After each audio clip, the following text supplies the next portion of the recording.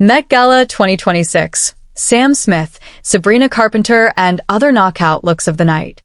Honoring the dress code of this year's Met Gala, fashion is art, felt a bit lacking early in the evening.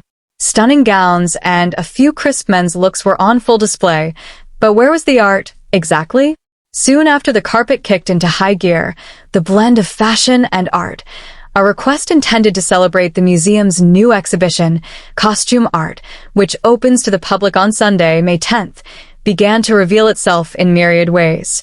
Venus Williams explained to a red carpet reporter that her Swarovski gown and neckpiece were inspired by her own portrait, hanging in London's National Gallery. Now that's clout, while Elizabeth Debicki indeed looked like one of the Grecian statues in the Met Museum exhibition, wearing a Greco-Roman draped gown by Vera Wang. With only a few exceptions, the art and history of handicraft in fashion enjoyed the spotlight, which is precisely the point of the museum's Costume Institute.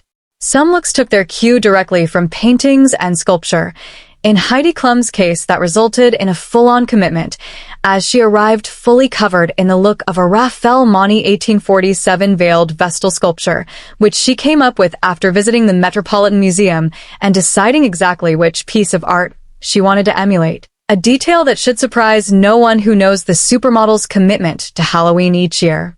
While other looks were more artful than art-inspired, ultimately, this was a carpet devoted to appreciating the beauty of fashion in all its forms. Some may have looked like they stepped out of a painting, while others looked like they represented the passion of handwork in an atelier. Both are valid for an event that honors the incredibly rich history of the clothes we wear. With that in mind, The Hollywood Reporter selected 12 looks that covered the style spectrum. You can always count on Sam Smith to be anything but shy with their red carpet style, which consistently makes them a Met Gala favorite. They did not disappoint with their look on Monday night, a custom design by Christian Cowan that included a cocoon coat embellished with more than 230,000 crystals and beads and required 800 hours of handcraft by 45 artisans. Add the feathers atop Sam's head, and the inspiration quickly became clear. Ert, the artist and designer who dominated the Art Deco movement of the 1920s. Smith's look indeed evoked thoughts of Ert's famed illustrations, especially their headpiece, a collaboration between Cowan and famed milliner Stephen Jones. Smith and Cowan, who have been a couple since at least the 2024 Met Gala, attended together, with the designer wearing a beaded suit that complemented Smith's look nicely. The Grammy winner finished their look with Cartier jewels. An early arrival on the Met Gala steps, Emma Chamberlain set a beautiful tone in a Mugler hand-painted gown, designed by creative director Miguel Castro Freitas, that resembled paint dripping onto a drop cloth, enhanced by the effect of pooling and smeared colors. Overall, the result was artful and, dare we say it, painterly. Chamberlain completed her look with Chopard jewels and Stuart Weitzman shoes. In the week prior to the Met Gala, social media abounded with rumors that Kim Kardashian had rented Princess Diana's famed revenge dress, designed by Christina Stambolian and worn in 1994.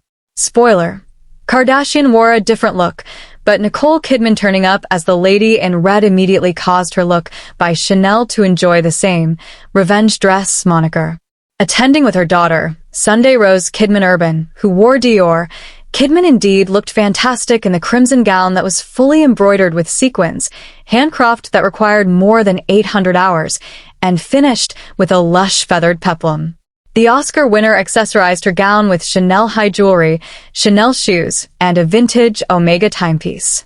In his spring 1988 Haute Couture collection, Yves Saint Laurent paid tribute to 20th century painter and sculptor Georges Braque, who was celebrated for his dove motifs. Saint Laurent creative director Anthony Vaccarello honored that idea with a beaded, pearl-embellished dove that sat on the hip of Rose's strapless silk gown. Tiffany & Company platinum and diamond jewels completed her look. The handcrafted and fit of E.G.'s custom Swarovski gown was absolutely stunning, with more than 700,000 Swarovski crystals required to complete the design. I wanted to create a crystal sculpture, something that merges classical beauty with E.G.'s own cultural identity, using crystal to sculpt the body, almost like light on marble, explained Giovanna Engelbert, global creative director of Swarovski, in a statement. The design of her hairstyle, meanwhile, was meant to honor her Korean heritage. The singer-songwriter completed her look with Shoes by John Vito Rossi. If you're seeking artistic inspiration for fashion from New York's Metropolitan Museum of Art, it would be difficult to select something better than John Singer Sargent's Madame X, the iconic painting that has resided at the Fifth Avenue Museum since 1916. 3 women on Monday night honored the artwork. Honorary co-chair Lauren Sanchez Bezos in custom Schiaparelli, Claire Foy in Erdem, and Julian Moore, seen here in Bottega Veneta. The strap slipping off the shoulder was the key tell, a scandalous moment when the painting debuted in 1884, causing Sargent to repaint the detail so it sat primly on his subject's shoulder. Moore's falling strap wasn't an accident. It was a statement. She completed her look with Diamonds by Messica. If you spent far too long searching for Spanish matador paintings at the Metropolitan Museum of Art, Hudson Williams's look wasn't literal in that particular sense, though there is a historic reference. Creative director Pier Paolo Pacioli was inspired by a jacket that resides at Spain's Cristobal Balenciaga Museum, a 1947 piece by the legendary designer. Pacioli built out the look from that jacket, also advising the heated rivalry star to go shirtless and adding a cape-like train for dramatic effect.